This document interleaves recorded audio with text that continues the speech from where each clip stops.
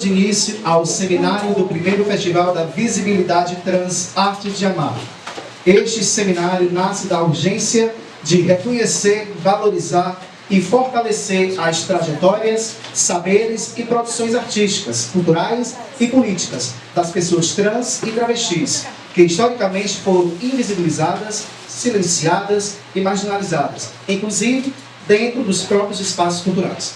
Falar da visibilidade trans é falar de direito à existência, de acesso às políticas públicas, ao trabalho digno, à cultura, à arte e à vida plena. É afirmar que nossos corpos não são erro, não são exceção, não são estatísticas. São potência, são criação, são memória e são futuro. Pensar políticas públicas para as pessoas trans na cultura é reconhecer que talento existe, mas oportunidade nem sempre. Por isso, este espaço se propõe a discutir caminhos concretos para a inclusão de artistas e trabalhadores trans nos editais, nos equipamentos culturais, nos palcos, nas formações e nos espaços de decisão. Este é um espaço seguro, plural e coletivo. É um espaço que cada fala importa, cada experiência ensina e cada presença reafirma que a cultura é um direito de todas as pessoas. Convidamos o público a participar ativamente, respeitando as diferenças e fortalecendo os diálogos.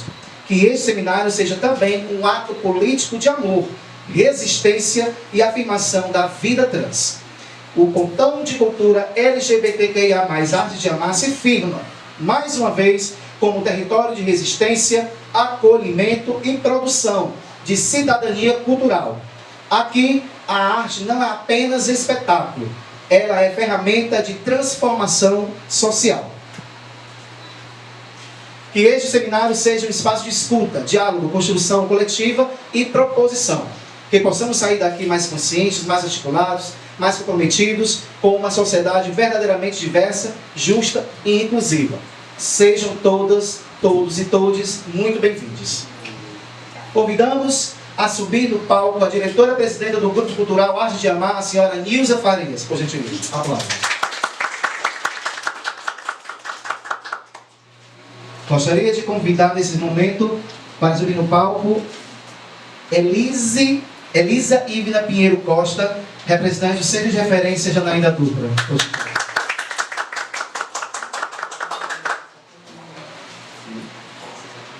Nesse momento, vai ser a fala institucional, onde Dona Nilza e a Dona Ivna terá o tempo de 3 minutos, por gentileza. Boa tarde. Né? Tudo bem? Gratificante estar aqui recebendo vocês. Fico muito feliz.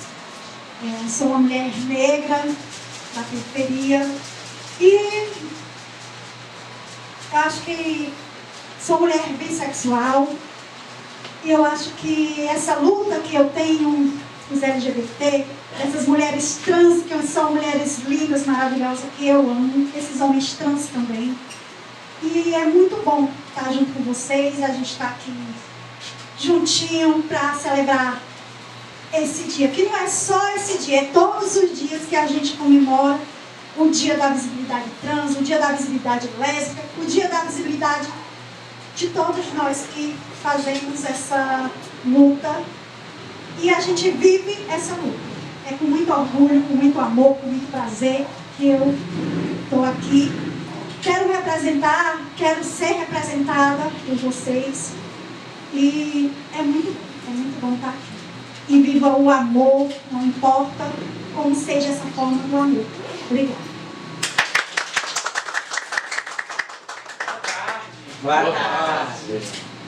Dona Nilza, muito obrigada pelo convite, mestre George, para estar aqui hoje, né, no primeiro pontão de cultura LGBT, que fica nesse bairro, Curió, né.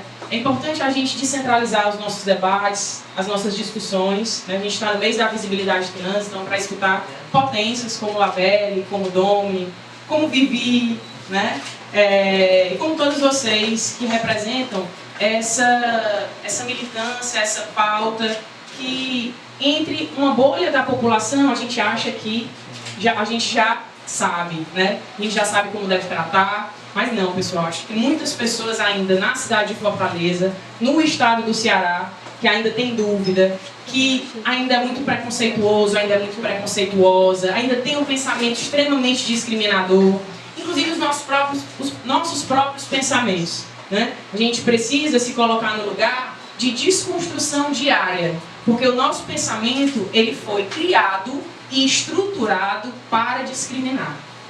Então, pessoal, hoje eu tenho a alegria de coordenar um equipamento que eu estudei, né, que é o Janaína Dutra, um equipamento que foi reinaugurado agora em novembro, né, passou aí um tempo com a atividade quase paralisada, mas nesse primeiro ano de mandato do Evandro, ele foi prioridade do governo reativar esse equipamento, mudar a sede de lugar. Agora a gente está ali na rua Jaime Benévolo 21, ao lado do Parque das Crianças, ali no meio do centro da cidade, do lado de parada de ônibus, para prestar serviço para a população LGBT, inclusive para a população de travestis e transexuais, né? Assessoria jurídica, psicológica, apoio social, né? Para quem for gestor público, gestora pública, né? Ou então para quem for líder comunitário, ou não, para quem for um cidadão ou uma cidadã dessa cidade que precisar de apoio, o centro de referência está aberto de 8 horas da manhã às 17 horas, com equipe completa contratada, porque isso é importante, por muito tempo o centro de referência não tinha equipe, mas hoje a gente tem equipe completa, para prestar, pessoal, apoio e serviço à população de Fortaleza. E agradecer novamente, eu acho que é um lugar de debate, um lugar de diálogo, que a gente precisa fortalecer a vida e a vivência dessa população. Viu, Nilson? Então, parabéns pelo trabalho do Arte de Amar, pelo trabalho que é desenvolvido nesse espaço, que eu já descobri que não funciona só o Arte de Amar, mas diversas outras entidades se utilizam desse espaço para fazer política pública e para prestar assistência para esse bairro de Fortaleza que tanto precisa. Então, muito obrigada. E aqui eu também me mando um abraço do Narciso Júnior, que não pôde estar presente, está na reunião de secretariado, mas que gostaria muito de estar aqui com vocês. O Narciso, que é um parceiro de longas datas, né, já faz política pública LGBT há mais de 10 anos.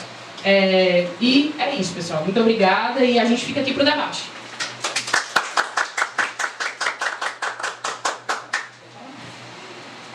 Eu quero agradecer também o mestre George, né, que faz parte dessa luta também. E vamos começar com muita alegria e satisfação aqui os nossos, que vão fazer nosso debate aqui, né? O Domi e o Labé. Convido a ABC, muito obrigado. Mais uma vez, aplausos para Ingrid. Neste momento, damos início ao nosso primeiro momento, né, que é a ocupação de novos espaços institucionais e culturais e as invisibilidades históricas e desafios nas periferias. Ocupar novos espaços institucionais e culturais é um ato político e necessário para quem foi historicamente invisibilizado. Durante muito tempo, as periferias e seus sujeitos foram afastados dos espaços de decisão e financiamento e de reconhecimento cultural. Mesmo diante da falta de políticas públicas e de acesso desigual aos equipamentos culturais, é nesses territórios que surgem potências criativas, resistências e novas narrativas. Quando ocupamos, não estamos apenas entrando em espaços antes negados. Estamos transformando estruturas, afirmando direitos e construindo caminhos de pertencimento, dignidade e visibilidade. Eu chamo agora ele, que é homem trans, negro, produtor cultural, palestrante e defensor dos direitos humanos da população LGBTQIA+, com foco nas transmasculinidades do Ceará. Atua nessa pauta há mais de 11 anos e atualmente exerce a função de presidente da Associação Transmasculina do Ceará, idealizador e coordenador de projetos como Fortaleza Inclusiva, Encontro Transmasculine e Mister Trans Ceará. Em 2021 foi eleito Mister Trans Ceará e Mister Trans Nordeste, sempre na defesa e promoção dos direitos da população transmasculina. Convido Domini Martins.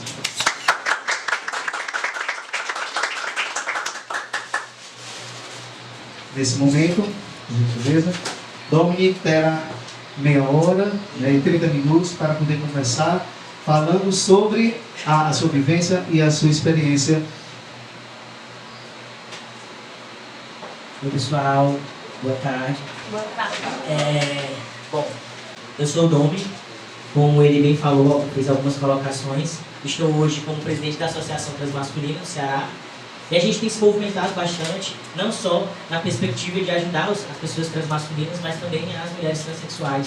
Né, pensando aí na parceria entre as pessoas trans como um todo. Né? Então a gente vem fazendo alguns projetos, como o Fortaleza Inclusiva, que é um projeto que ele pensa na prática de exercício físico dessas pessoas que fazem uso dos seus hormônios, sejam elas pessoas transfemininas como pessoas transmasculinas, né? E pensando para onde é que vai essa energia toda que esse hormônio dá, ou essa não energia, né? Como que a gente faz essa disciplina disso tudo. E aí agora a gente está tentando incluir esses corpos transfemininos, né? Que é uma diferença, é toda uma especificidade diferente. Então, a prática esportiva transmasculina, os meninos já tiveram esse acesso há algum tempo dentro de uma escola, então, ou em outros espaços. E aí essas meninas, como é que elas chegam, e entre outras questões, né, a menina não pode, as meninas trans não podem jogar com mulheres, devido a questões dos hormônios e não sei o que, sei lá, essas coisas. Então, é pensar numa forma de inserir essas meninas para elas começarem a praticar esses esportes.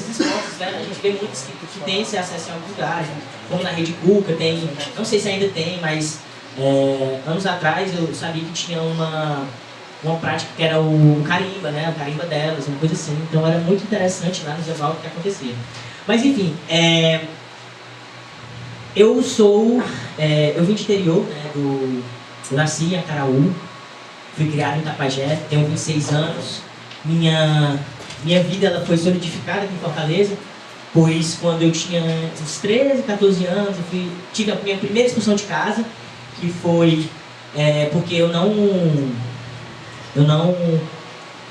estava dentro dos moldes padrões, né? Minha mãe não entendia por que na verdade eu performava uma masculinidade, ao mesmo tempo a minha mãe queria que eu fosse uma lésbica, mas uma lésbica feminina, e eu nunca tinha dito pra ela que eu era uma menina lésbica, né? Então eu ficava assim, mas como é que ela quer que eu seja uma menina lésbica se eu não me entendo como uma menina lésbica, mas eu gosto de me vestir da forma que eu gosto de me vestir.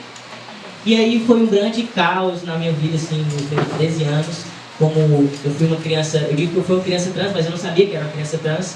E aí foi quando eu fiz a minha primeira mudança, que fui morar aqui em Fortaleza com o meu pai.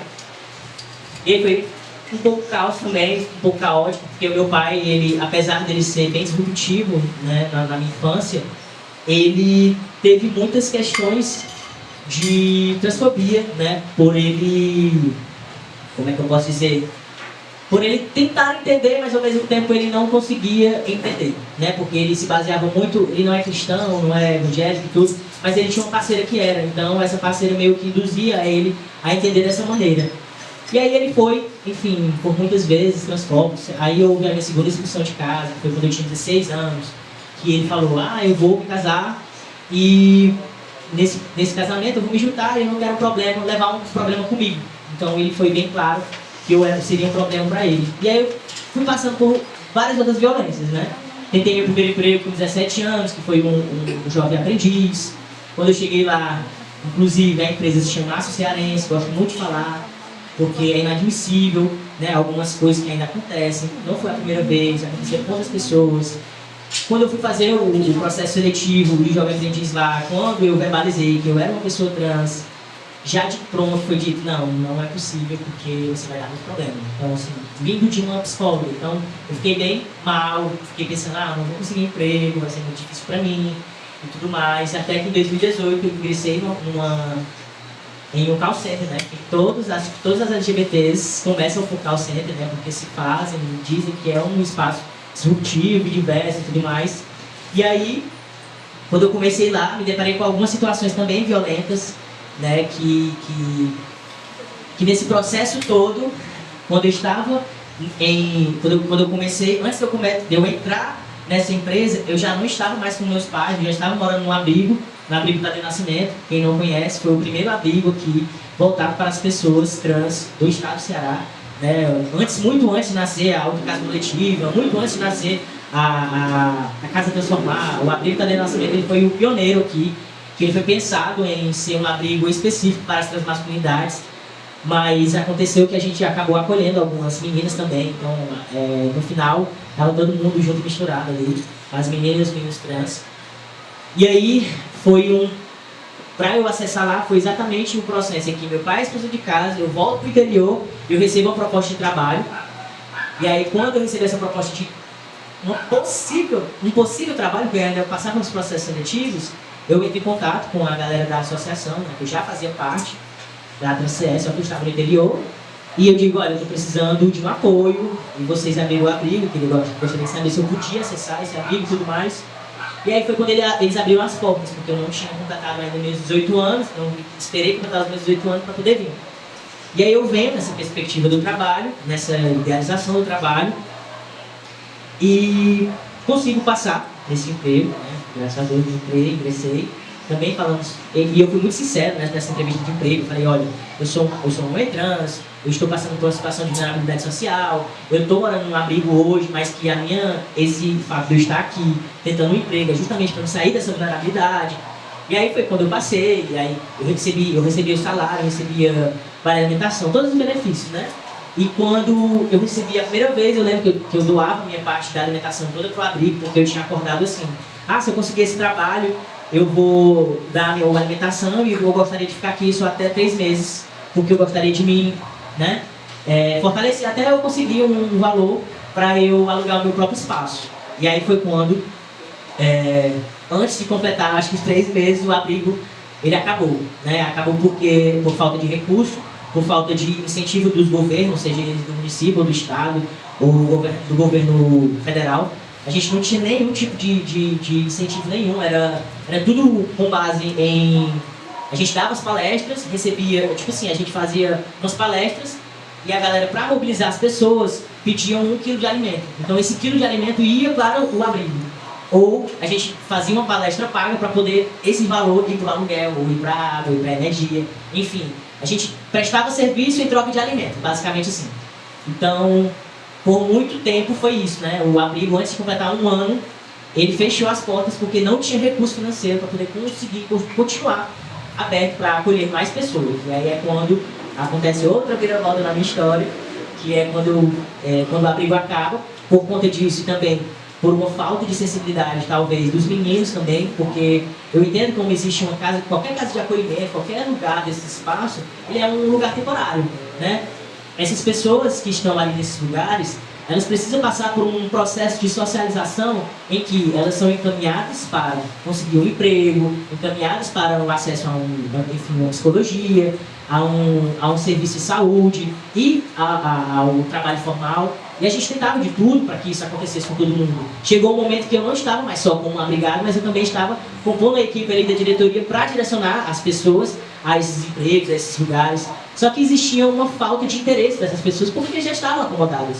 Então chegou um ponto que não dava mais para quem estava trabalhando sustentar essas pessoas que tal hora não queriam mais nada na vida. Assim, não queriam sair daquele lugar de violência, daquele lugar de extrema vulnerabilidade, né? Porque o espaço do abrigo ele foi muito vulnerável. A gente estava muito exposto, né? E dependendo completamente da sociedade civil, de dar dinheiro para a gente conseguir se sustentar, para ter alimento lá dentro, para a galera, enfim, tomar um banho, ter um sabonete, uma toalha, enfim, eram coisas que, eram tudo que a sociedade civil ela doava. Então a gente aceitava basicamente o que viesse e a gente estava aceitando, porque a gente não tinha nada. Então era basicamente isso. Aí quando o abrigo acaba, aí há uma grande viravolta na minha vida, onde eu passo por um processo de... eu caio meio que em um golpe, o primeiro golpe, que é quando eu me ofereço a ofertar o dinheiro que eu tinha guardado para dividir aquele espaço com outras pessoas, para a gente reconstruir o abrigo, mas de uma forma mais em parceria com a galera, sem ser mais um abrigo, sim uma casa nossa. E aí as pessoas não dão seus valores, eu tento completar, essas pessoas não me ressarcem, aí é o primeiro golpe. Aí o segundo golpe, eu saio de lá, vou para outro espaço, morar sozinho. E aí, na verdade, dividir apartamento, aí recebo outro golpe, porque quando a pessoa pega meu nome, aliás, não paga as contas de energia, aí há o corte, descubro que tem várias contas no meu nome, o que essa pessoa fez. A partir daí é quando eu me levanto de novo, vou morar sozinho e começo a me reconstruir. E aí é quando eu me distancio de todo o movimento social, passo 2 anos, né, que é o meados de 2019, 2020 é quando eu retorno. Foi um momento em que eu decidi, eu preciso entender os meus processos e eu preciso fazer a minha luta sozinho para esse momento. Eu não estou bem para lutar no coletivo, então não faz sentido eu lutar pelo coletivo sendo que eu não tenho nem para mim. E aí foi quando eu me fortaleci e foi quando eu consegui realizar vários sonhos, né? Foi quando eu fiz a minha mastectomia. Eu tinha como um dos meus sonhos era realizar tudo antes de completar 21 anos. E eu fiz, tirei minha carteira de motorista, fiz a minha mastectomia. E aí foi quando surgiu o Mister. Uma menina lá de São Paulo, a Alana Prado, ela é cearense, de Aquiraz, e ela já era conhecida como uma Miss Ceará.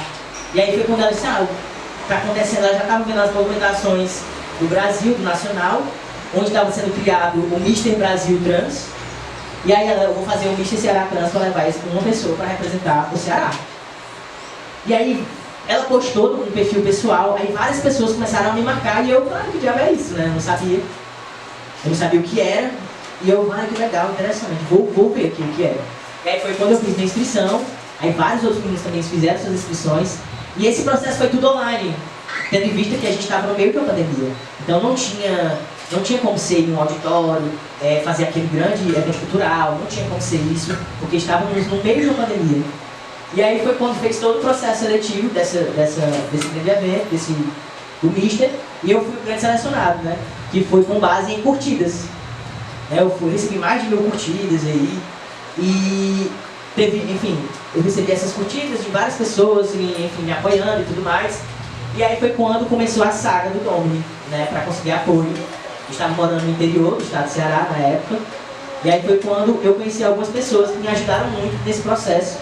Inclusive, uma dessas pessoas foi o Alan Luiz, que ele esteve comigo assim, todo esse processo do Mister, né? Ele me conectou com várias pessoas, sejam deputados, vereadores, inclusive o próprio Arte de Amar, foi que ele me trouxe aqui no Arte de Amar para conhecê-los, para pedir ajuda, para pedir suporte, para pedir apoio, né? Onde a gente fez uma campanha belíssima de arrecadação de fundos para conseguir, com que eu conseguisse ir para São Paulo para representar o Ceará. E aí, nesse processo, aprendi muita coisa, conheci muitas pessoas e, querendo ou não, eu fui fazendo muitas redes, né?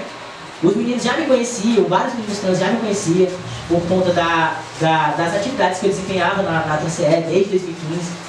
Né? Eu sou um dos cofundadores da Associação Transmasculina.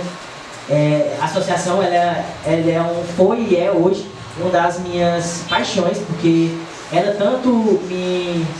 eu tanto precisei me afastar dela, como ela me puxou de volta, porque a associação é uma coisa que me instiga a sempre ver o bom e o lado bom das coisas, né? Porque quando eu vejo um menino trans que me encontra do nada e diz assim, Dom, muito obrigado. Muito obrigado pelos projetos que você tem, que você desenvolve através da associação. Muito obrigado pelo processo de identificação que você me ajudou, por você estar me acompanhando nisso e naquilo. Isso me dá um fogo de querer mais e continuar mais nessa luta, né?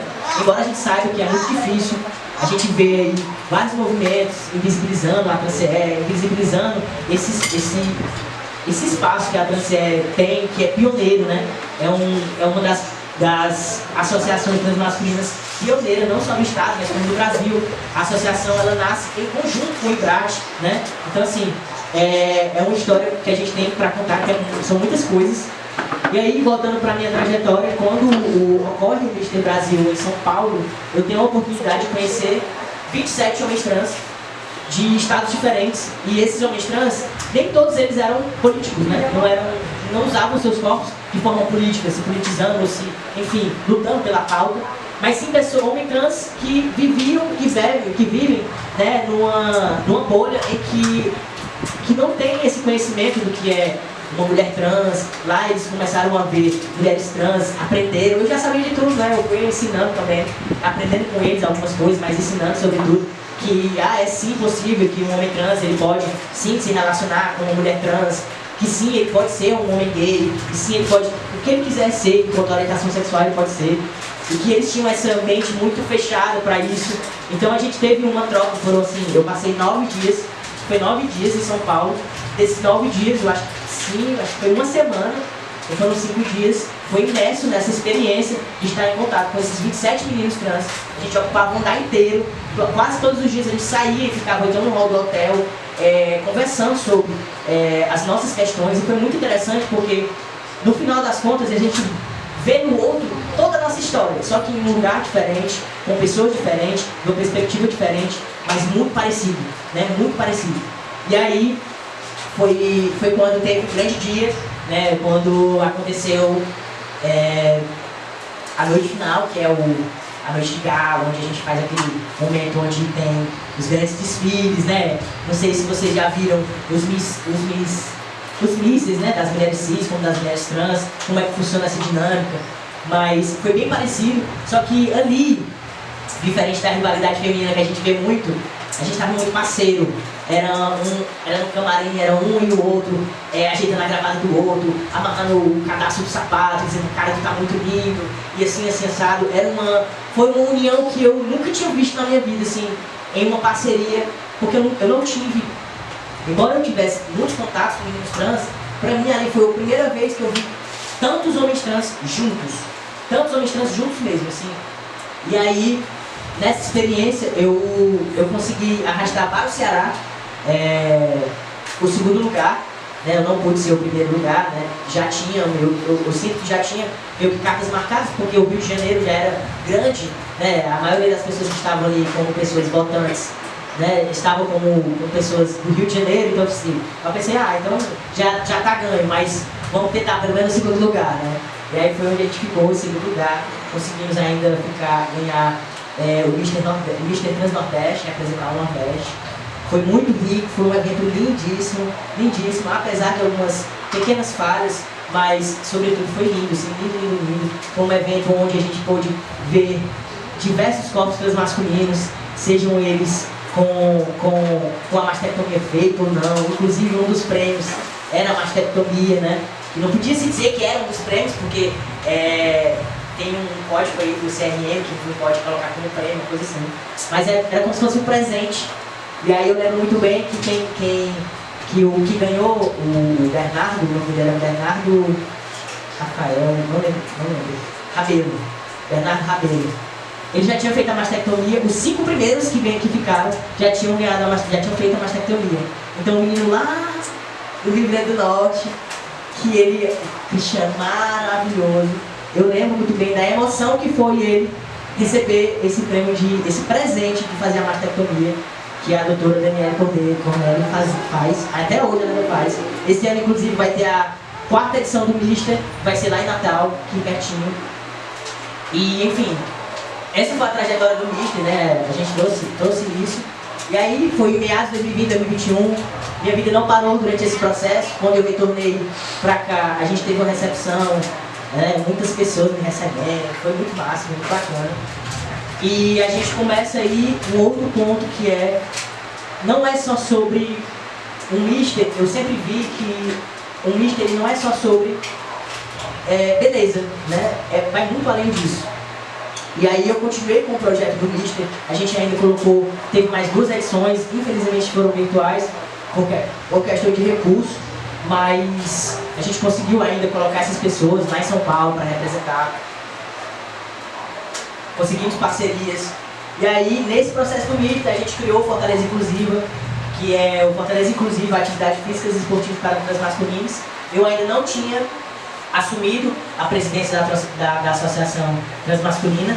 Eu estava apenas como secretário, estava desenvolvendo os projetos e tudo mais, mas a gente conseguiu um aporte financeiro para construir o projeto Fortaleza Inclusive. Inclusive, não posso deixar de mencionar que a mandato nossa cara foi muito importante por ela ter aberto esse edital e a gente, enfim, meio que de última hora conseguiu escrever o projeto, mas a gente foi agraciado, conseguimos fazer um ciclo muito bacana, fechamos parceria incrível com o SESC, com outras pessoas, mas eu gosto de citar muito o SESC porque foi maravilhoso, eles ofertaram tudo, assim, tudo que precisavam, a gente queria, foi muito fácil, né? Assim, a gente já tinha outra pessoa trans lá dentro do SESC, então a gente mobilizou tudo foi feito por pessoas transmasculinas, tanto as pessoas envolvidas na produção do projeto, mas também as pessoas que estavam ministrando as aulas. A gente tem, dentro do projeto Fortaleza Inclusiva, a gente tem 3 homens trans que são educadores físicos, né? Esse acompanhamento das transmasculinidades, por ser um projeto específico para as transmasculinidades. Aí a gente escolheu a dedo dessas pessoas justamente porque a gente está fazendo um projeto para nós mesmos, né? E aí tem outro projeto que veio no decorrer desses outros projetos, que foi os Encontros Transmasculinos, que partiu apenas de um almoço trans com seus agregados, né, seus parceiros. E aí acabou se tornando vários encontros, né? A gente já está na nossa 7ª edição. A gente faz quase a cada 2 meses um encontro. E aí já teve o penúltimo encontro, a gente teve mais de 28 meninos transmasculinos. Isso de meninos transmasculinos, não estou falando dos parceiros e parceiras. Com os parceiros e as parceiras deram muito mais pessoas. Então a gente oferta aquele espaço seguro, onde tem banho de piscina, tem a prática esportiva, tem vários jogos de tabuleiros, tem espaço de arte terapia. A gente oferta várias nesse dia do encontro, são várias atividades ao mesmo tempo acontecendo para que todos os meninos eles possam participar. Vai ter um menino que não gosta de ficar só de sombra para entrar na piscina, mas vai ter aquele menino que gosta, entra, faz, né, enfim, curte e tal. Enfim, a minha trajetória hoje ela segue esse caminho. Como vocês podem ver, eu não falei nada sobre graduação, eu não falei nada sobre meu desempenho profissional, porque eu sempre fui de trabalhar com tudo isso, dar conta de tudo isso, me autossustentando. Eu tenho 2 filhas, Pet, eu sou pai de Pet, que é a Bonnie e a Cindy. Eu hoje atuo como motorista de aplicativo, mas também sou palestrante, sou produtor cultural, sou tudo que tiver de trabalho para fazer, eu estou disponível para fazer. Né? Empreendedor, enfim. E aí, nesse meio tempo de tudo, a gente faz tudo ao mesmo tempo para poder se manter, né? A gente sabe que uma pessoa trans, ela faz de tudo para poder seguir adiante. Mas é mais ou menos isso, acho que meu tempo está caro, acho que falei, né? Mas não tive norte, né? Então eu tive que falar o que veio, assim, mais ou menos.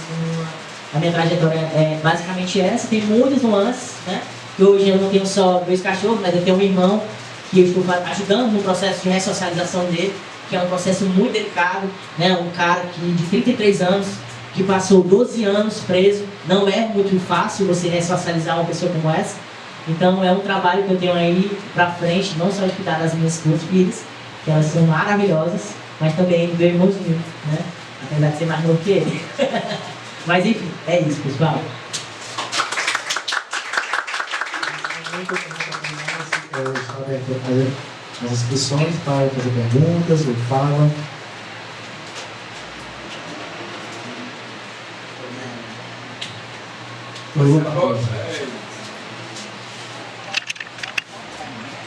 Bem, primeiramente, eu gostaria de parabenizar a iniciativa de realizar o seminário aqui nesse equipamento. Eu acho importantíssimo a gente ocupar os espaços, valorizar os equipamentos sociais, os equipamentos culturais dos territórios de Fortaleza. E eu queria começar a fazer minha autodescrição. Gente, olha, é importantíssimo a gente ter aqui intérpretes de livros, esses profissionais, eles são fundamentais para a questão da inclusão. Mas as pessoas que estão participando e as pessoas que estão fazendo o evento precisam se atentar para isso, a questão da autodescrição, que também é fundamental para a questão da inclusão, né? Ou seja, os intérpretes de Libras, eles são profissionais para a inclusão das pessoas com deficiência auditiva, mas a autodescrição ela é importante para as pessoas com deficiência visual. Então eu sou uma travesti branca, de cabelo castanho, olhos castanhos, uso óculos de armação transparente e estou usando brincos prateados com esferas vermelhas e estou usando um vestido rosa. Eu queria fazer uma reflexão, gente, assim, sobre o que a gente já tem avançado nesses últimos anos nas questões dos direitos LGBT. Eu sou uma travesti de 50 anos, ou seja, sou kakura dentro do Pajubá, né? Então, assim, eu vivi uma época em que nas boates, que não era boate gay ou LGBT, era boate GLS, nós, travestis, éramos barradas. E o dono da boate, ele ia para o palco, né, da boate e dizia assim: olha, no nosso espaço nós não aceitamos travestis, porque nós primamos pela qualidade, pelo nível do nosso espaço, e nosso público é um público selecionado.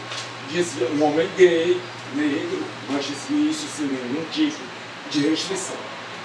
E hoje a gente avançou muito, por exemplo, com a lei de criminalização da homofobia e da transfobia, enfim, da LGBTfobia. Mas o que acontece? Lá na Inglaterra existe um grupo chamado LGBT, ou seja, as travestis, as pessoas trans, homens trans, são excluídos. O que isso quer dizer, gente? Que os direitos e a cidadania, eles não estão consolidados. O que é consolidado na nossa sociedade?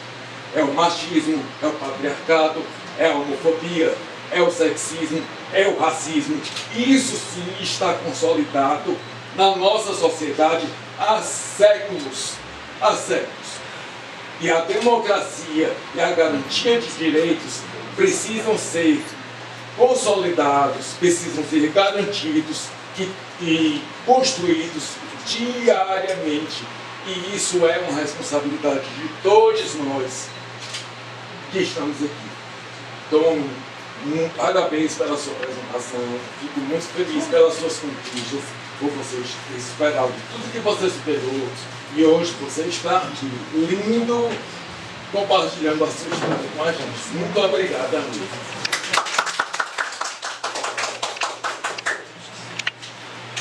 Mais alguém? Não. Bem, George. Só para esclarecer, eu estou muito feliz em estar nesse momento aqui registrando o que eu queria. É tão bom, né, que me satisfaz. Vamos quebrar o clima, né? O pessoal do Brasil é bem grande quanto o banho quiser. É mais ou menos assim, porque a metodologia que todo mundo primeiro é porque esse momento não é que o mestre George está falando aqui. É para dar visibilidade à comunidade trans. Bom, então foi o que você fez e o meu tempo, que eu teria meia hora, eu não quero. Eu quero que vocês façam o que exatamente essa mulher linda, branca, maravilhosa, terminou fazendo. Que a história de vocês, quando a gente mim que é um marco na nossa vida, eu vejo que uma figura que está aí dentro, de quem? Tina Rodrigues. Essa mulher de vermelho, então você vive. Você é a história viva do que foi difícil lá atrás. Né? Você apanhar por ter essa casa. Você levar corpo por isso. E nós aqui da periferia do Curió, nós temos a honra, a satisfação e o prazer de contar também com o poder público. Não tem parceiro mais presente, é bom que o governador saiba disso, é bom que inaugure o prédio do Na Paz, porque a equipe do Na Paz, eu peço uma salva de palma, que é representante do isso está também nos municípios, o Arquemar também está presente, quero agradecer a comunidade de Guaiúba. Não é só essa mulher linda e maravilhosa que está aqui. É Guaiúba presente no Curió, e esse espaço é nosso. Falei meus 30 minutos, mas eu contaria que eu vou falar do todo. O apresentador vai passar para quem quiser contar a sua história. Que a ideia era essa. Quando você começou a contar a sua história, um certo dia chegou um pastor, trazendo um rapazinho na cola, né? Dizendo que era para apoiar porque era o nosso representante. E você nem sabe dessa história. Quando saiu o resultado, estava o Domínio, um dos homens mais bonitos do Nordeste. Olha aí para chamar esse TV. Então a gente fica só feliz, pessoal. Dá muita felicidade. Quero registrar a presença de uma instituição que representa todos os LGBTs talvez no Brasil, que tem sua essência, tem seu propósito, tem a participação, e que nós fizemos uma parceria muito grande lá atrás, muita que vem agora. Quero agradecer a presença de lá, representando o grupo de resistência às sociedades. Mas o Arte de Amar foi um dos alunos que seguiu uma cartilha prevista pelo GRAF. Bom, nós não temos ciúme de ninguém. E nem eu tenho culpa de ter nascido tão bonito. Já deu pra honra. Lindo. Mais alguém? Nesse momento eu encerro. Nome Martins, construir as suas considerações finais para encerrar. Nesse mês de 29 de janeiro, dia 29 de janeiro é um dia muito importante para nós e também para dizer que cada um de nós possamos ter orgulho de ser distinções, mas também para que o mundo e as pessoas que estão aí aliadas, elas possam facilitar alguns acessos, porque eu costumo dizer que um povo trans não tem privilégios, ele conquista acessos. Então, é isso que nesses próximos meses e anos a gente possa andar um pouco mais, porque a gente sabe que o quão é difícil, né? Houve a inauguração no ano passado do Ser Trans, a gente está tendo acesso à saúde, mas ainda está difícil. Ontem mesmo tivemos um momento em que tivemos essa troca de dizer o que está funcionando, o que não está funcionando ainda, o que precisa ser melhorado, e do nada veio ser uma notificação. O menino trans está sendo emprego, no emprego masculino. E aí? O que está acontecendo? Por que a gente está fazendo esse momento e ainda os meninos trans ainda estão passando por isso e ainda as meninas trans ainda estão passando por isso? Então a gente ainda está caminhando para um mundo ideal e a gente precisa muito de aliados nesse processo com a gente. Assim como hoje também. Hoje a gente estava em uma palestra com um médico, né, infectologista, médico da família, onde ele estava falando sobre o uso da PrEP e da PEP.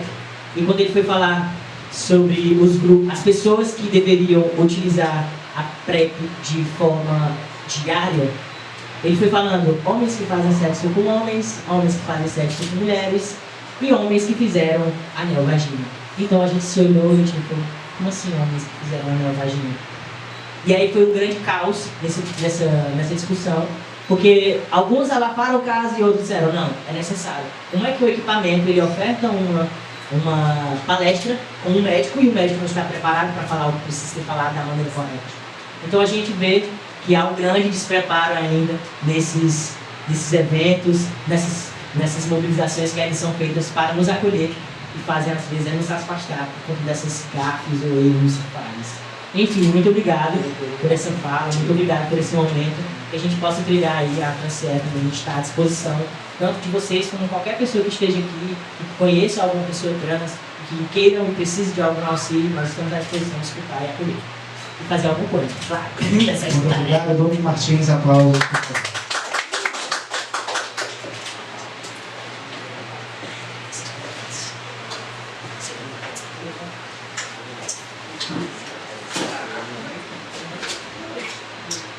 Dando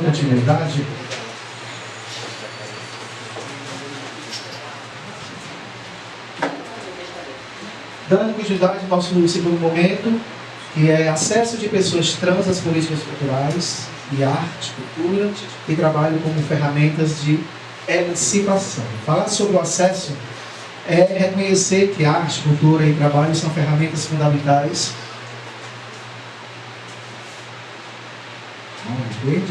de emancipação, autonomia e cidadania. Historicamente excluída dos espaços institucionais, pessoas trans encontram na cultura não apenas expressão artística, mas também geração de renda, reconhecimento social e construção de pertencimento. Garantir políticas culturais inclusivas significa criar condições reais de acesso, permanência e valorização das produções trans, fortalecendo trajetórias, saberes e economias criativas que transformam vidas e territórios. Arte e trabalho, quando acessíveis, tornam-se instrumentos de liberdade, dignidade e justiça social.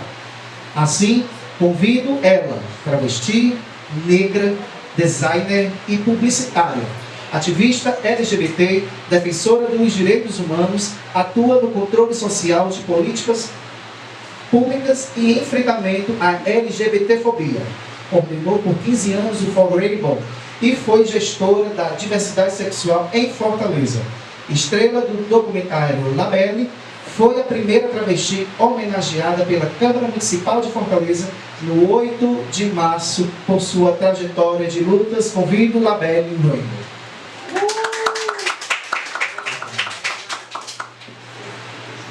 E para estar atrás, seja bem-vinda, pode sentar, fica à vontade. E para compor a mesa juntamente com a nossa querida Labelle.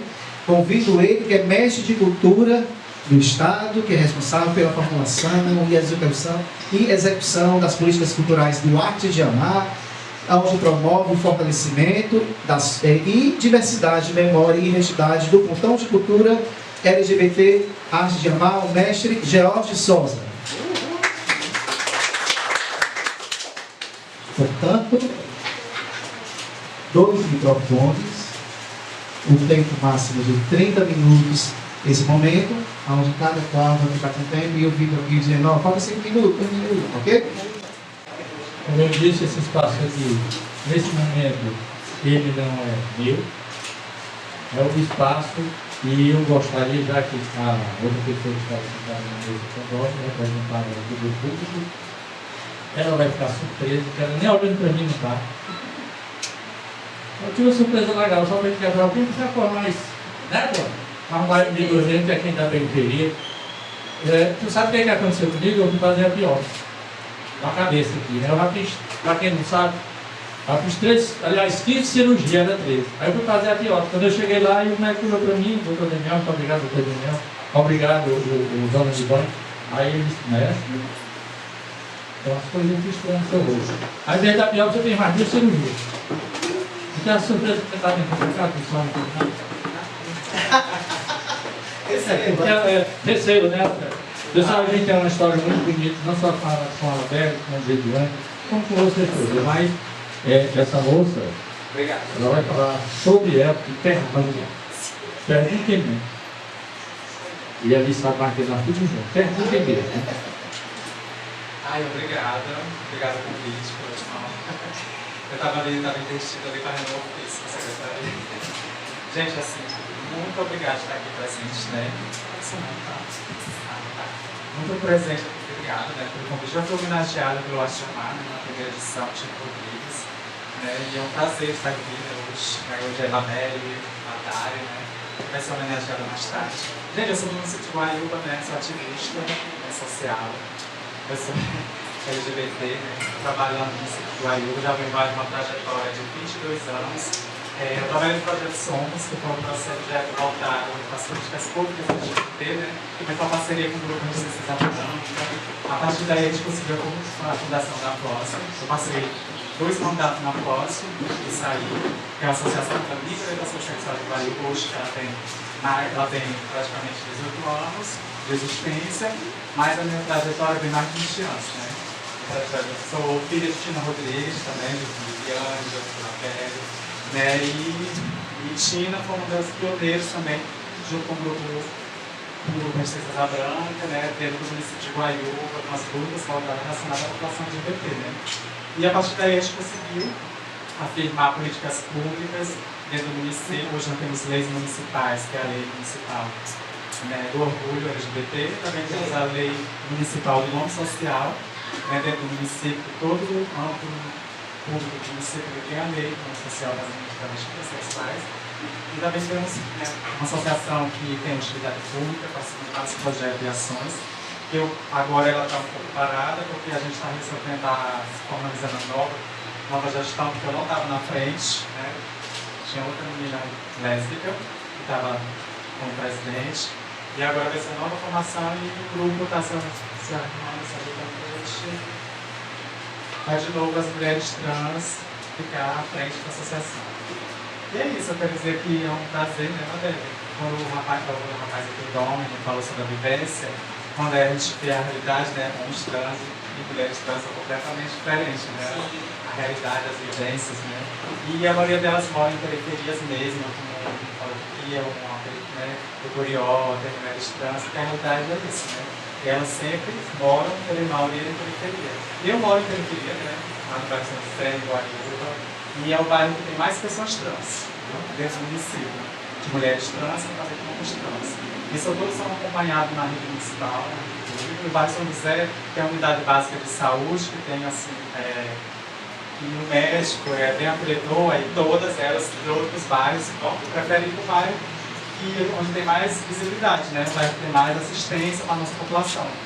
Aí eu digo para as meninas, a gente fez a participação agora da Die, né? A Die, que ela foi coordenadora de Recife Trans, ela esteve com a gente agora no ano passado, falando sobre as políticas voltadas à saúde da população trans. A Die foi, aí teve a participação da ASIS, e também teve aluno, né, da secretaria, né, tudo discutindo saúde com as pessoas sobre essas questões. São os bairros que sempre tem uma unidade de saúde que não quer atender. Sempre há um médico que não quer, não, vai lá para o bairro tal, porque lá aquele bairro é o que é o de vocês. Não é dessa forma que o profissional tem que agir, né? Dessa forma que o profissional tem que chegar.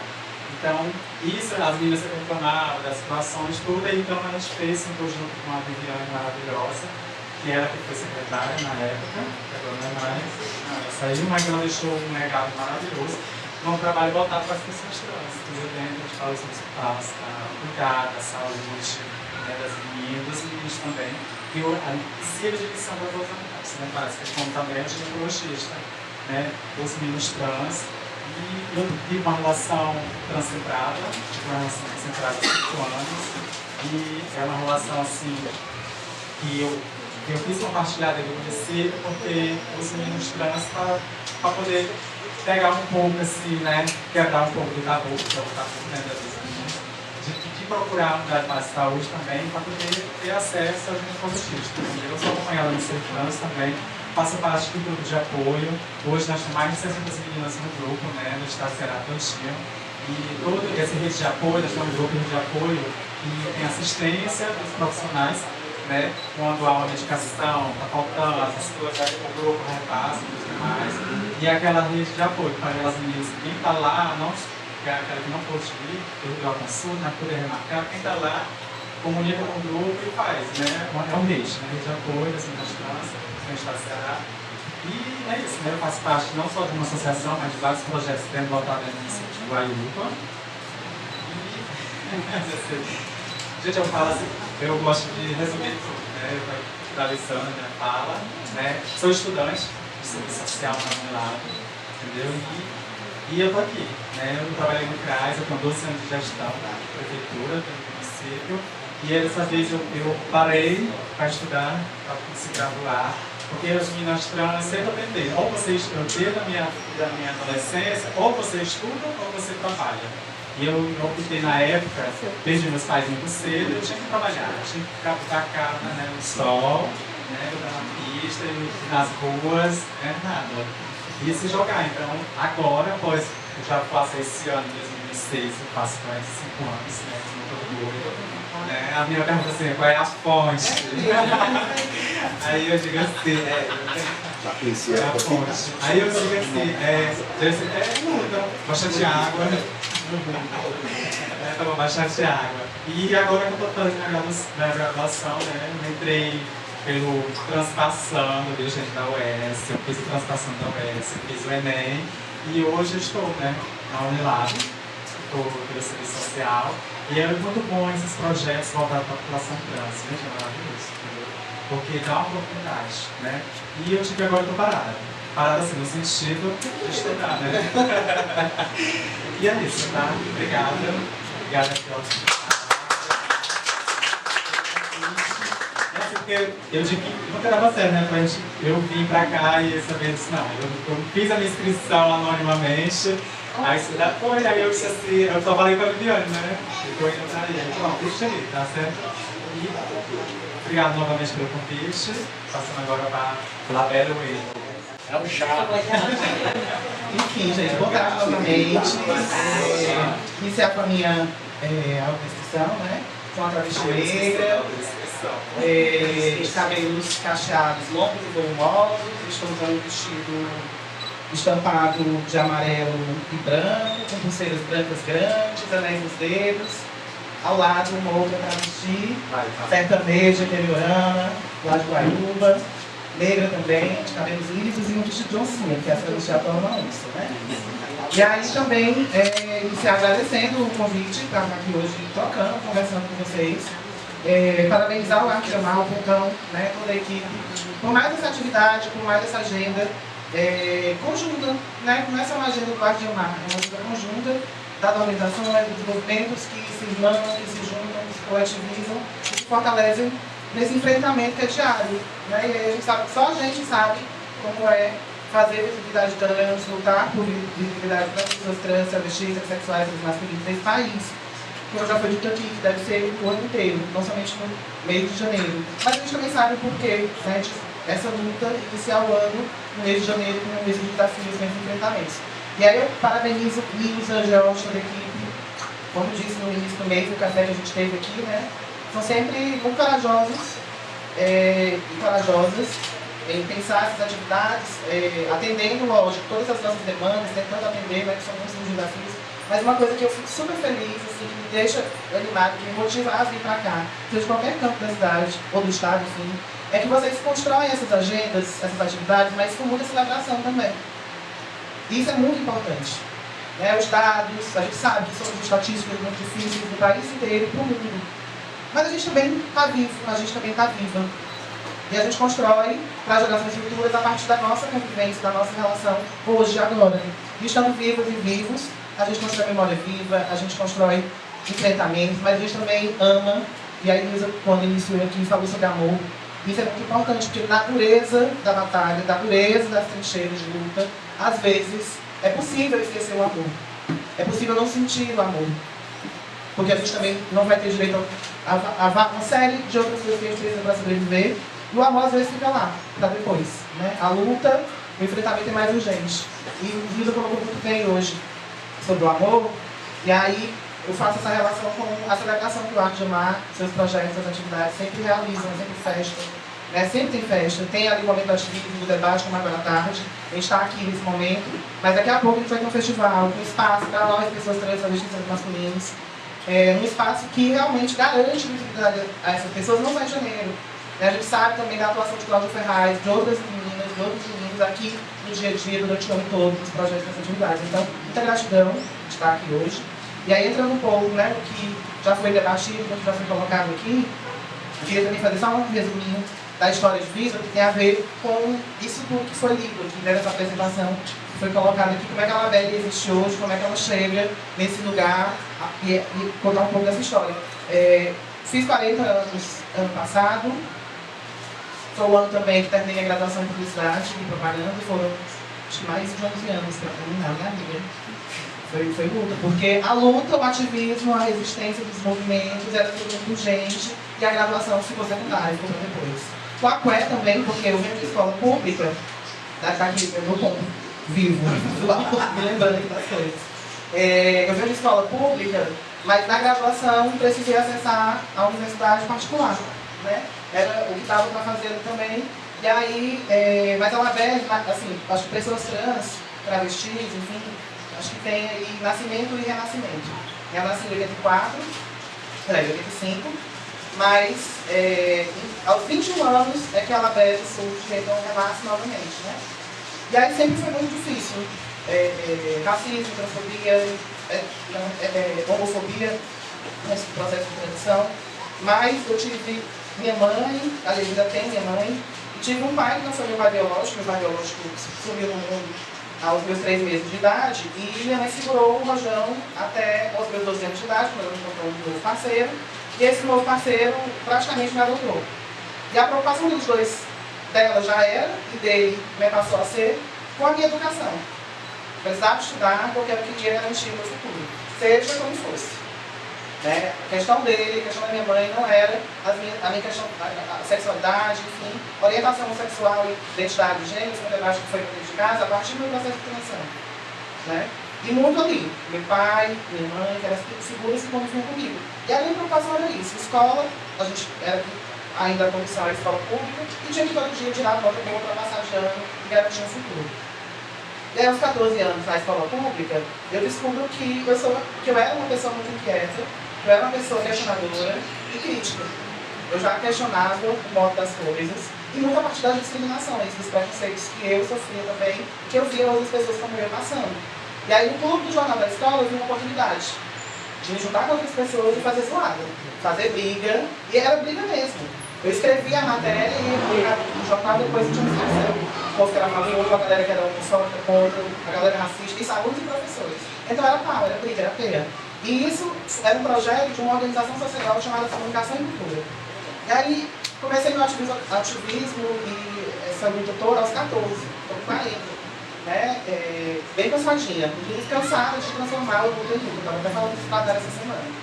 Cansada de transformar o luto em luta. E acredito que todas as pessoas, LGBTs, sobretudo travestis, bissexuais, masculinos e não binários, vivenciam lutos todos os santos dias, quando vivenciam uma situação de preconceito, discriminação e quando perdem os seus, os nossos e as nossas, né? Então, essa frasezinha que alguns movimentos, né, alguns, principalmente na internet, transformam o luto em luta. Vem pra cá, me ajudar a transformar. Pega que minha mão, acolha quem tá precisando. Porque sozinha, meu amor, dá não. E aí, foi a partir disso também que eu fui percebendo e identificando que não ia ser fácil, não ia ser rápido, que a gente ia estar lutando para muito para frente, mas a gente tinha que conseguir algumas garantias para o agora. Então fui me juntando com as minhas, com os meus, se coletivizando, né? Essa iniciativa por comunicação e cultura, na época, né? Numa época de pós-adolescência, início da juventude, era um momento que potencializava muito a nossa vontade de transformar o mundo, nosso desejo de uma vida melhor, e a gente foi se relativizando. E aí hoje eu tenho plena convicção que, eu já disse isso outras vezes, que a educação foi o que salvou, mas assim, o movimento social organizado e o processo de educação na escola, mesmo com toda a dificuldade, mesmo com toda a discriminação, mesmo o que faltava, foi o que me salvou, porque eu precisei me juntar para me fortalecer. Eu precisei me juntar para me salvar, e salvar as que estavam ali naquele barco comigo, até hoje. Não é diferente. E aí a gente vai para os espaços de luto, né? Me aproximo do GRAAC em 2004, ali muito inicialmente, mas também a partir da comunicação de cultura, que era uma organização parceira, porque em 2004 eu disse muito isso. Eu lembro que o GRAAC já tinha esse processo de se juntar com outras organizações em determinados momentos, não só para a parada, mas em outros momentos, para se fortalecer no enfrentamento na defesa dos direitos humanos, a pauta ambiental. Então tiveram várias aproximações de outras organizações, a comunicação seria uma dessas. E aí eu conheço o GRAAC, conheço o Chico Alpaneiro, então infelizmente não conheci Janaína, mas nessa época de 2004 já me aproximei de Tina, enfim, e aí me aproximo novamente do GRAAC de forma mais presente, em 2008, a partir da parada pela Diversidade Sexual do Ceará, e estamos aí até hoje nesse processo de construção, não só da parada, mas hoje também compondo a diretoria do GRAAC, onde Dari, né, me orgulho muito de ser uma presidenta que junta também as suas e os seus para fazer esse enfrentamento, e a gente sabe que não é fácil segurar a marimba de organização política, de organização social, de fazer movimento social organizado. Chegou agora há pouco, porque estava, inclusive, pedindo, justifique se eu atrasar, porque eu estou me segurando os B.O.s, se eu terminar o voo.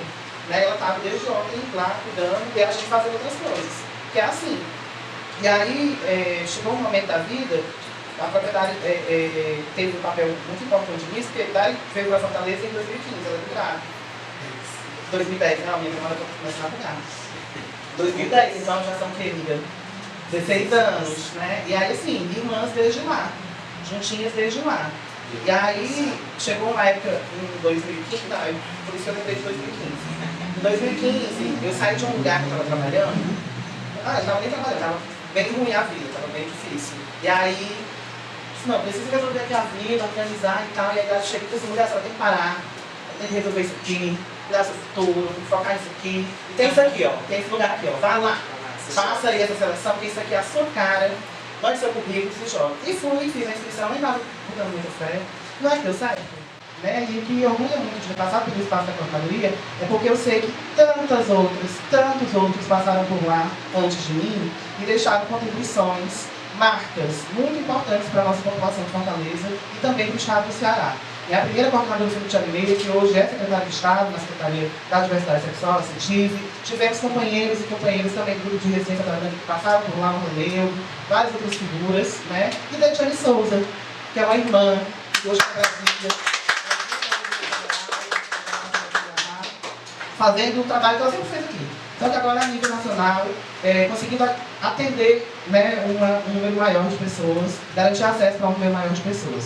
Então isso me orgulha muito, porque me deixa muito feliz saber que a caminhada é dura, é difícil, mas se a gente tem o reconhecimento, né, se a gente tem o reconhecimento do compromisso que a gente tem com o que é público, com o que é nosso, com o nosso coletivo e a nossa luta, mas o reconhecimento, sobretudo, dos nossos. Eu jamais estarei num lugar, como ativista que sou, se o movimento LGBT, se as pessoas que caminham junto comigo não reconhecerem de fato o que necessita da luta. Então é dessa forma que hoje a gente está, não só eu, Dari, mas tem aqui Viviane, Renatinha, Renata Sampaio, Paio.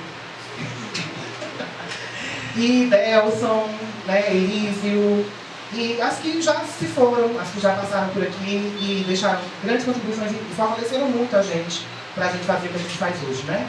E aí também uma outra coisa que orgulha muito é que a gente, ao disputar, né, pelo que a gente acredita, pelo que a gente acredita que é necessário, não é para a gente, não é pelo nosso umbigo, não. Né? É para as nossas, enquanto comunidade. O que eu luto para as minhas, enquanto travestis e mulheres trans, é o que eu luto para os nossos companheiros transmasculinos. Né? Inclusive, para fortalecer, eu sei dos desafios que tem realmente situações aí que a gente que são internas desses movimentos, mas que, como eu já disse para a Georgia News, a gente precisa sempre se mandar, a gente precisa sempre se coletivizar, se aproximar, porque é isso que vai fortalecer a gente, né? Como já foi colocado aqui, Lulu colocou muito bem, o avanço da extrema-direita, do conservadorismo, do breu que toma hoje conta desse planeta e das nossas relações, das nossas vidas, é um novo desafio que muita gente ainda não se ligou, mas daqui a pouco, se a gente não consegue se fortalecer e enfrentar essa realidade, a gente vai ter apartheids entre nós, a gente vai ter brigas, rachas, separações. E isso tudo é para nos aniquilar. Isso tudo é para acabar com o que a gente já conseguiu conquistar. Parece pouco, e aí já entrando um pouco nas conquistas, né? Lá em 2008, quando eu cheguei na gestão Luiziane Lins, era a primeira iniciativa, acho que no estado, talvez. Tinha algumas outras poucas, mas eram núcleos, mas a gente naquela época tinha uma coordenadoria que cuidava das políticas das pessoas LGBTs na cidade de Fortaleza. Aí hoje a gente foi avançando, mas sempre a partir da cobrança das pessoas, da população LGBT, do relacionamento participativo, de conferências municipais, estaduais e nacionais, enfim, a gente foi conseguindo avançar. Vai criando equipamentos como centro de referência de Janaína Dutra, o Tina Rodrigues hoje uma secretaria de Estado, que é a primeira e única do país. Mas isso nunca foi dado de graça pra gente não pode esquecer disso. Foi fruto de muita luta, de muita cobrança, de muito pau, de muita resistência. E não são conquistas de quem está lá, não. Podem ser até LGBTs que estão lá nesses lugares, nesses espaços de poder. Mas são conquistas do povo, das pessoas, sobretudo da população LGBT. Que foi quem foi pra rua, quem se organizou, quem pediu declaração de poder sair do trabalho, os que conseguiram acessar o mercado, né? O espaço da escola, os que não estão mais entre nós. Então, assim, não é uma luta pelo umbigo da Anabelle, pelo umbigo da Dai, pelo umbigo do Geraldo e da Nilza. É por nós. Né? Eu acho que eu já falei demais. Já tem tempo? Interessante. Bom, quanto? Conta não. Hoje, para fazer um podcast. De boa. Tá, a gente tem que estar pra ti.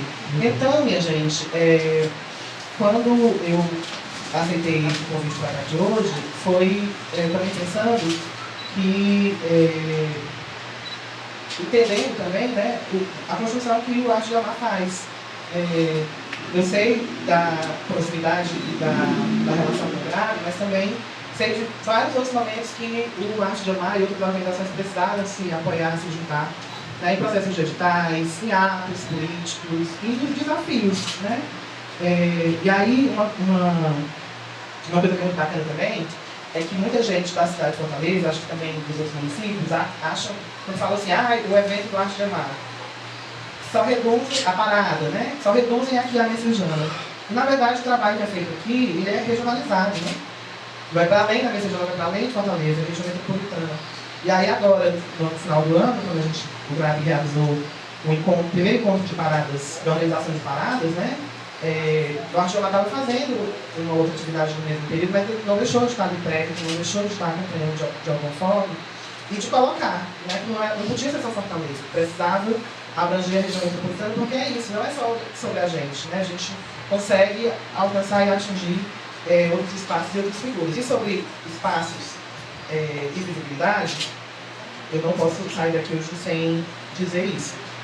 Visibilidade precisa ser não só sobre aparecer, né? Não é só sobre. A gente precisa aparecer sim, precisa se exibir, a gente gosta de certa dia, a gente quer aparecer e aparecer bem. Mas é sobretudo sobre acesso, sobre garantia de direitos, sobre política pública para quem de fato, real, precisa e é urgente. Aí os relatórios que são publicados todos os anos no início do ano não tiram mais um ano. Aí é ciência, é dado estatístico, está lá. O 18º ano, se não me falha a memória, Porque a gente conta tanto, né, que desde o 8º ano, o país que é mais violento, é o que mais mata no mundo, a nossa população.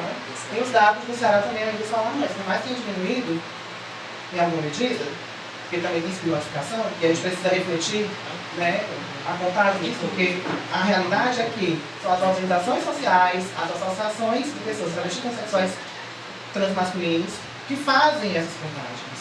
Né? Então, como é que a gente quer garantir política pública, acesso, visibilidade para as pessoas se o Estado brasileiro ainda não consegue medir, não consegue dizer os dados sobre nós? Esse é um grande desafio ainda. Eu digo isso, não é uma cobrança cega à toa e simplesmente atacando o governo A, governo não. O governo de Fortaleza e o governo do Estado não. É que a gente sabe que tem recurso público. E o recurso público precisa ser destinado para esse fim. Para o enfrentamento às violências, para a prevenção, mas também para gerar dados sobre a gente. Porque é isso que vai fazer com que a gente tenha um desenho, uma leitura real da nossa realidade para enfrentar isso. Então, quando a gente diminuiu, e eu não sei se diminuiu mesmo, se aumentou, enfim, é porque tem sido notificação. A gente não sabe os dados da Secretaria de Segurança Pública. Ó, os dados da Secretaria fez para aumentar. Né? Então, sobre ocupar espaço, nesses 3 minutos que eu vou deixar dois para o ano,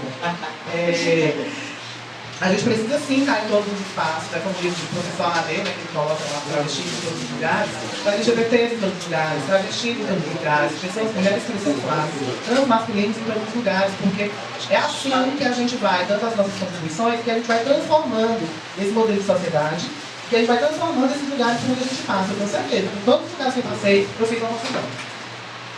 E fiz uma confusão para enfrentar uma realidade. E acabo transformando. O desafio não é fácil, não é simples, como eu falei, a gente está cansado. E eu queria muito cair que eu estivesse aqui para não ser uma coisinha, porque assim, a gente enquanto LGBT que está no movimento, está no ativismo, está no mundo de desafio, é cansativo, é estressante. Já ouvi de Dom e de outros companheiros, eu vou deixar o movimento, vou cuidar da minha vida, vou arrumar uma banquinha de coco na praia para vender, e tal, não sei o quê. Mas não vi nem fazer isso ainda, está todo mundo na mesma resistência. Né? E aí quando você assume um espaço público, que precisa do seu compromisso público, é ainda mais difícil. Eu lembro que na época eu era cabeça de referência de Naina Dutra, um trabalho muito difícil, muito pesado, e o centro era a porta de entrada do serviço, na prevenção de violência, na negação de direito, começou a ter dias que eu não queria acordar e que eu não queria levantar. E não queria sair de casa e não queria ir para aquele local de trabalho. Porque era muito adoecedor, era muito difícil, era muito pesado. Chegar no local de trabalho, dar um dia, sem você ter ânimo para dar um dia para as pessoas. Porque a gente estava ali trabalhando diante das nossas que se foram, diante de sangue, como o Dejane costumava dizer. Se a gente pegar um relatório, isso também sai sangue. Então, cotidianamente, esse espaço também vai adoecendo, vai eliminando a gente. De onde é que a gente tira forças para fazer esse enfrentamento? Só pode ser lá do edismo, Então é isso. Estou com 40, quero viver 140. Mas também, daqui a uns 10, eu quero viver bem melhor. Espero que a gente consiga, juntos e juntas, e juntos, melhores condições de vida para a gente quando a gente estiver por aqui. Porque a gente sabe que muitas dessas conquistas são para o futuro. Mas eu desejo, sonho, tenciono que essas melhorias sejam aí enquanto a gente estiver vivo, não faz sentido. Né? Então, muito obrigada mais uma vez. Vou passar para o... Eu quero fazer um convite a todos, né? Todos e a todas aqui presentes. E em março, a gente está voltando em Bahia com atividade 5 e 6 de março, com várias atividades voltadas em frente, lá no centro de calçador da cidade, em frente ao mercado municipal, né, com as organizações de cidadania LGBT. E eu quero agradecer à Secretaria de Assistência Social, né, pelo secretário Paulo Faria, pela presença de estar aqui hoje. E é isso. Obrigado. Pergunta para as duas gravadoras. Pergunta, comentário.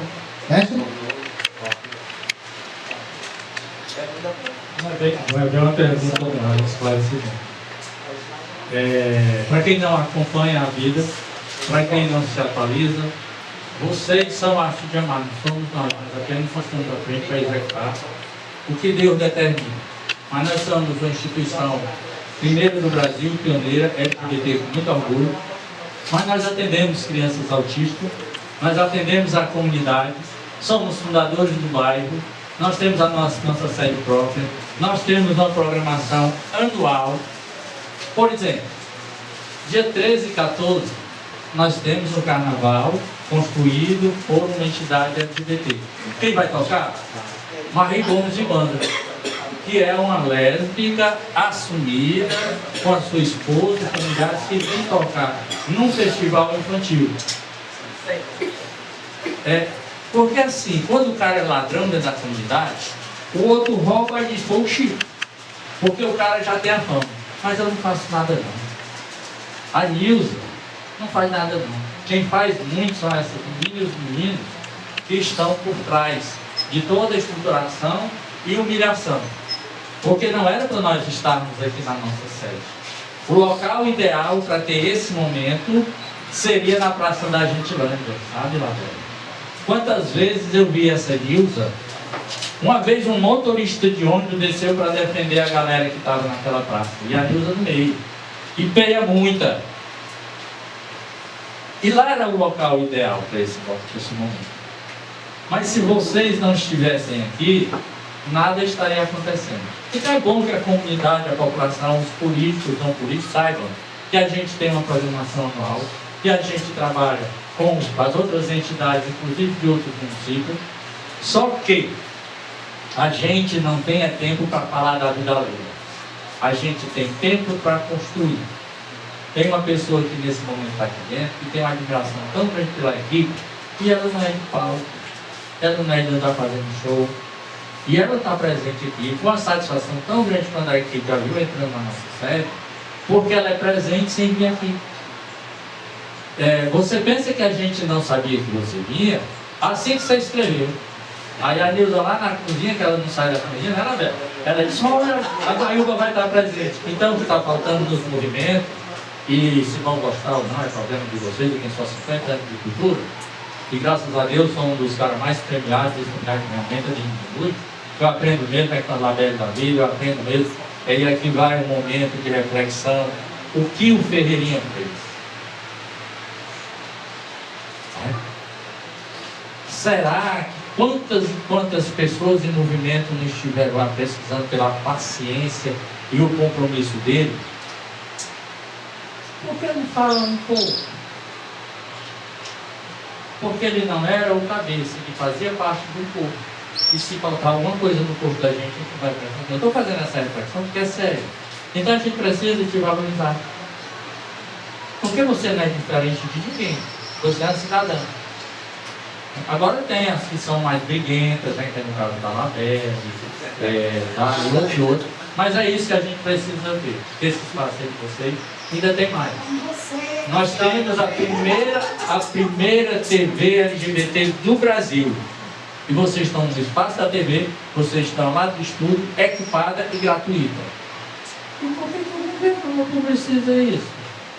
E por que a prefeitura não publiciza? Porque nós temos vida própria, nós somos independentes. Talvez essa seja o estilo da questão. Então esse momento para mim, como um cabra velho já, é muito, muito, muito importante. Porque do jeito que o Ferreirinha está lá em cima, ou eu não sei onde é que está, o pessoal quer adivinhar até a morte. Eu não conheço ninguém que morreu que veio me dizer onde é que está, então não sei onde é que está. Mas quem sabe pode ser amanhã ou depois. Então era bom que os movimentos se juntassem, se unissem, parassem de estar com tantos conflitos entre si. Gente que não tem trabalho presencial nenhum, está no tipo das mídias, enquanto que os outros que ralam estão aqui. E sim, nós lançamos um prêmio, um troféu, se a Bia puder só mostrar aí, por favor. Nós estamos realizando nesse momento, para vocês que tiveram que nos dão essa honra de estar aqui, pela primeira vez na história que se vai fazer um evento onde não é só música, onde não é só teatro. Nós convidamos pessoas e convidamos Deidiane, por todo o histórico que ela tem a aproximação com a gente, ela não vai poder vir, mas talvez colocou sem orgulho, sem frescura nenhuma, uma falha que o Alfamar cometeu aqui. E não se lembrar de uma pessoa histórica. E essa pessoa foi convidada para vir representar a Deidiane, que talvez tenha mais história do que o Mestre Jorge, que Elisa Farias, do que Lavelle, do que Deidiane. Então nós somos fortes, sabe? Nós precisamos de união. Nós somos importantes. Eu nunca pensei que uma pessoa que não fosse de movimento popular, né, e que viesse representando o que nós da periferia achamos que todo empresário é rico, né? É assim que a gente também é preconceituoso. Então isso esse momento para mim é importante. Eu ouvi as histórias de Dom, e quando ele veio aqui, aquele rapazinho, junto com o pastor, que não tem jeito de chamar você, né? É uma canhadinha, né? E do interior e tal, mas que tem essa história que fica no cérebro da gente. Realmente 12 anos, sabe, não é 12 dias. Então são coisas que nós precisamos nos inteirar. Sabe? É esses momentos que entra grave, atraca, tantas siglas que tem aí, que eu não sei mais dizer a letra, não. Eu só digo assim, LGBTQIA+. Aí quem quiser achar, vou acha. Então essa é a realidade do Arte Bemar. O Arte Bemar é feito. Uma menina inquieta, que eu não sei onde ela tira tanto gás, que eu não tinha visto ela tão caladinha. Sabe quem é ela? Que está nos canteiros. Né? Tão atenciosa, tão caladinha, ela rindo. É o tempo, mestre. É o tempo? É o tempo. Olha aí, Vivi, olha aí, a Suzana Mamiel. Né? Uma grande colaboradora, mas quem cresce é o meu George, né? Era o Chico Pedrosa, mas minha amiga, casa nenhuma, eu vou estar dizendo isso. Casa nenhuma cresce sem ter um bom acesso. Então, você está representando a Guaiúba, mas lá na sua equipe tem gente trabalhando. Então é isso que os movimentos precisam se reconhecer, se unir. Aqui estamos de porta aberta para receber e ser recebido. Eu estou muito feliz, sabe, na terra. E dizer a vocês que mesmo que não tenha minha George, mesmo que não tenha meu Paris, em 2020, viu, Dário? Mesmo assim, no dia de 2027, tem o segundo prêmio da visibilidade trans. Porque não é propriedade particular. Então precisa que essas pessoas que acham que nós somos só paradas, não. Agora, dizer que as paradas estão abandonadas, é bom que as autoridades entendam que parada gera renda, parada gera emprego, parada gera visibilidade, parada promove a comunidade, não importa qual seja o bairro, parada dá nome a muitos políticos que gostam de subir no palco. Mas qual é a expectativa que se tem para as paradas nesse momento? Infelizmente nem. Não saiu um edital para as paradas. E agora, a partir do próximo mês, a lei vem eleitoral. E aí eu não sei como vai fazer. Agora, o Acamar está aqui, faz uma parada, nem que seja no fundo digital. Para encerrar, o fundo digital recebeu 420 mil para fazer um show. E não tem dinheiro. Desculpa.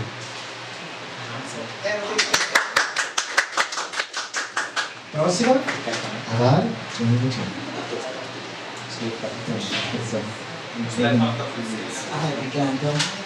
Então, é rapidinho, né? Primeiro, parabenizar as falas de Labelle de Milão, né? Saudade da senhora, né, querida? Lembro quando a gente fazia o projeto que a gente se tacava e dia lá para Guaiúba, né? E a gente ia nas casas das meninas, né? Acompanhando o trabalho que o Lama faz. Então, assim, era mais para reforçar uma coisa que o Labelle coloca e que o mestre Elcio também, né? Ainda se tem uma ideia rasa, né, de nós ativistas, né? Por exemplo, principalmente a mídia. Parece que eles acham que a gente é umas bonecas assim, em cima de uma cama, esperando para dar uma entrevista, né? Que a qualquer hora que eles estejam disponíveis, né, a gente tem que estar lá. E não é isso, né? Então, assim, a gente que está à frente de organizações, né? E aí, assim, eu parabenizo muito o Lânova pela POSG, porque não é fácil, porque a gente tem que gerir, é uma organização, né? Você tem que gerir, você tem que captar recursos, você tem que se pagar, você tem que pagar as outras, você tem que promover, executar os projetos, prestar contas, não deixar a organização ficar com o nome sujo, né? Ainda por cima, você ainda tem que fazer o ativismo político, você tem que saber sobre a educação, sobre cultura, sobre direitos humanos, sobre o jurídico, né? Que muitas vezes outros organismos do Estado não sabem, sobre saúde, né, Domi? A partir de um edital do governo federal e depois isso passa a ser política pública. Então somos nós que construímos essa política em nível de Estado, de municípios, né? E quando o mestre Jorge coloca isso, que nós não somos visibilizados, né? Que o Estado não visibiliza as nossas ações, né? Eu digo que muitas vezes é uma grande despeita. Uma grande despeita porque muita gente que trabalha nesses espaços institucionalizados, eles não têm a qualificação que a gente tem, né? Porque a gente tem a qualificação da rua, dos movimentos sociais, das comunidades, dos projetos que a gente escreve, né? Então, assim, tem pessoas que estão porque estão ganhando dinheiro, mas que há uma despeito porque não consegue chegar a esse nível. Eu digo mesmo, não tem problema de chegar um nível que a gente já chegou durante todos esses anos. Não digo a minha idade, porque eu já esqueci, gente. Eu acho que eu sou de 90, né? Tá no Facebook. Tá no Facebook. A gente só se vive até os 35 anos. Mas você que passou dessa idade, querida, eu tenho problema com idade. Sim, mas voltando. Então, assim, é parabenizar, né? Nós todos, esse posto de Minas, parabenizar o Portão de Cultura Arte de Amar, que tem se consolidado como importante, eu não digo coletivo, mas é porque assim, o Arte de Amar é tão grande, tem uma programação tão imensa, extensa de coisas, e consegue estar produzindo sempre, todos os dias, todos os meses, por enquanto, que assim, é uma das grandes organizações que a gente tem no estado do Ceará, né? Então assim, e é difícil manter uma organização funcionando, né? Com projetos contínuos, né? Agora, ano passado a gente conseguiu realizar um projeto na LATEC, que foi o Travesti, Tecnologia de Acesso para Travestis Sexuais, onde a gente fez uma capacitação diretamente digital com 40 travestis, homens trans, pessoas não binárias, né, em Fortaleza. Mas foi uma coisa muito simples, né? Porque a ideia mesmo era juntar as pessoas e criar uma rede, né? Porque a partir daí a gente começa a formar novos ativistas, né? Que é a minha grande preocupação, que eu digo, gente, tá muito difícil a gente encontrar pessoas, cooptar pessoas dentro da própria comunidade LGBTQIA+, né? Para dar continuidade a esse trabalho. Então, assim, se hoje a gente continua um trabalho que foi de Anaína, de Tina, de Chico, de Orlando e de outras pessoas, né, que lá atrás começaram e que a gente já está cansada, daqui a pouco a gente precisa ter outras pessoas para dar continuidade a esse trabalho, para que ele não se perca, né? Como o mestre coloca, né, que o festival ele vai acontecer daqui a alguns anos, mas a gente precisa formar pessoas, né? A gente precisa encontrar novos ativistas que não desistam, né, de caminhar e que fiquem dizendo que vai sair do movimento, né? Porque não é assim. Você pode até sair do movimento, mas o movimento não vai sair de você, porque cotidianamente a gente luta com essas questões todas de violência, de coisas, né? Mas vamos celebrar, acho que essa data, ela vem também para te valorizar, né? Que estamos vivas, que passamos dessa estimativa horrível de morte, né, Olamba? E assim, só agradecer a Nilza, a Georgia, a toda a equipe, né, por proporcionar esse momento. Eu acho que é isso mesmo, né? A gente, uma provocação que o Portão de Cultura sempre fez pra gente, que a gente tem conseguido tentar colocar em prática, que é sair mesmo da zona de conforto do centro da cidade e adentrar as organizações mais periféricas, mais distantes, né, e conhecer, não só conhecer, mas também fazer parte dos momentos, né, participar e contribuir com todas as programações. Então a gente está aqui no Resistência Branca, mais uma vez a gente agradece e é só isso.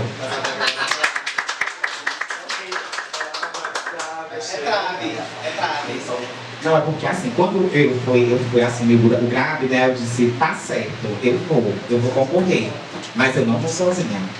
Aí, como assim não vai sozinha? Não, eu quero ter Diane, Labelle, Viviane, Renata, e assim foi, puxando tudo.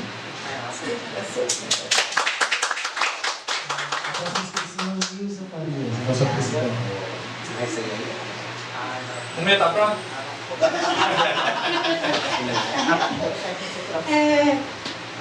Quero só agradecer, quero agradecer a Amanda, que não conheci, conversar pelas redes sociais também, ela nunca tinha vindo ali no projeto, e seja bem-vinda, aqui é a nossa casa. Quero agradecer a Lavelle, quero agradecer a Dara, todos. Quero agradecer o Napaz em nome da Ludmilla, que sempre está aqui com a gente. Quero agradecer, mandar um beijo para a Aline, que está Godoy, né? Quero agradecer a nossa equipe, que é pequena, mas às vezes me dá uma raiva, mas é assim mesmo, né? Quero agradecer o Doni, quero agradecer a Vivi, todos. A Renata, quero chamar a Raquel. A Renata. Quero agradecer a todos que estão aqui, a equipe toda. E quero agradecer também a Deus, ao mestre George, que está sempre aqui, também puxando nossas orelhas. Obrigada. Tem um pequeno lanchinho que eu fiz. Cadê a comida? E mais tarde tem o lanchinho. show, né? Pra gente homenagear essas mulheres lindas e maravilhosas. Mais uma vez, eu peço para o Alan enquanto fazer as suas considerações, agradecendo a sua presença. Pronto. Gente, rapidinho, né? Como Nilda, George, Dai, enfim, já falaram. É alegria mesmo, né? Assim, e como já disse também, diante de tanta luta e de enfrentamentos, é muito bom a gente ter esse momento de troca, de construção coletiva, de celebração e de fazer festa, né? Porque, como já disse, é tudo muito babado, é tudo muita luta, muito cansativo. E aí fico super feliz de poder contribuir mais uma vez com o Pontão, com os projetos do coletivo, com a instituição. Parabenizar também toda a equipe, a condição de Wilson aqui com a gente hoje, o pessoal da comunicação da TV Web, né, a equipe inteira, que se soma nesses momentos e nos outros projetos, né, que inclusive a cobrança de Mestre Jorge, a governo, a prefeitura, muitas vezes é entendida de maneira equivocada como somente uma pessoa raivosa, cobrando, brigando. Mas não, é porque é um trabalho anual. Eu recebi o calendário da agenda das atividades desse ano, acho que setembro, outubro do ano passado. Então, assim, se uma organização social tem pouco recurso, realiza tanto, consegue se organizar e planejar, com tanta antecedência para fazer o ano seguinte todas as atividades, como que espaços, né, de gestão pública, espaços de poder, que detêm recursos públicos, podem investir, não consegue priorizar na agenda ações desse ano inteiro de atividades. Então, fica, né, assim, a nossa colocação nesse sentido, né, que os espaços públicos, né, que governos, prefeituras, enfim, realmente enxerguem, aproximem, conversem, dialoguem com as instituições, né, e que priorizem na agenda da execução do orçamento público os projetos dessas organizações e que também desburocratizem o acesso a esse recurso. Porque já é tudo muito difícil. E a gente sabe que existe política digital, no campo da cultura, em várias outras áreas. Isso é muito bacana, porque é acesso ao recurso público. Mas esses espaços muitas vezes burocratizam. E é tudo muito urgente. E a organização precisa receber esse recurso quanto antes. E muitas vezes nem precisa fechar conta. Precisa evitar, fazer com que o trabalho do projeto chegue na comunidade, chegue nas pessoas. A gente entende que o serviço público vai ter que criar estruturas, mecanismos, e deixar coisas ali, projetos e estruturas, independentes de gestão.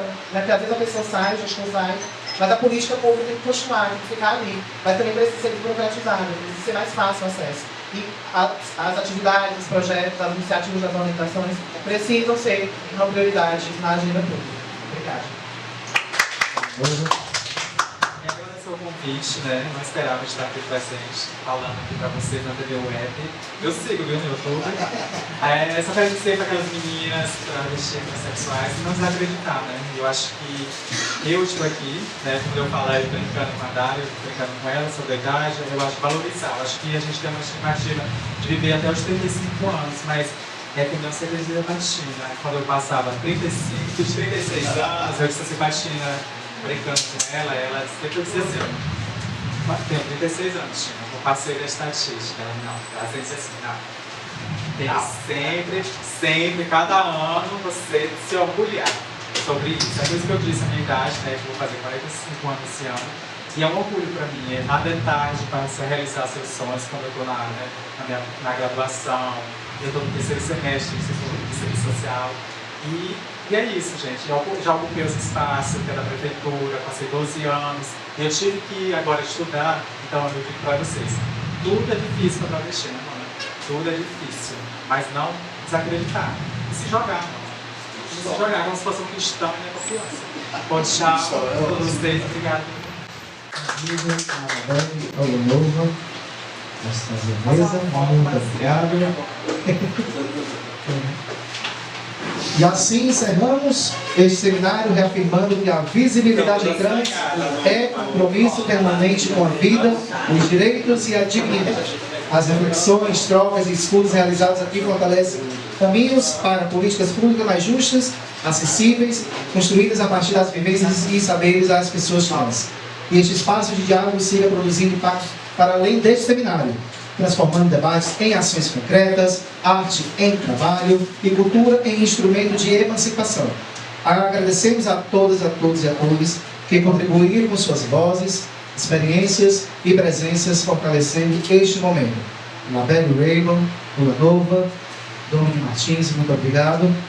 E também a Grave, Incluação, Pontinho de Cultura, Espaço de Brincar, Portão de Cultura LGBTQIA+, Arte de Amar, a Transe, a Flosg de Guaiúba, GEP, de Projetos GIP, pronto, Projetos e Sistemas, União do Pousada de Virgens, Na Paz, Preview e Urió, e Biblioteca LGBT Arte de Amar. Queremos, nesse exato momento, também agradecer à Secretaria de Cultura do Estado do Ceará, SECUT-CE, que é onde é o órgão que está sendo financiado este seminário Atos Show. E a todos, muito obrigado e até a próxima.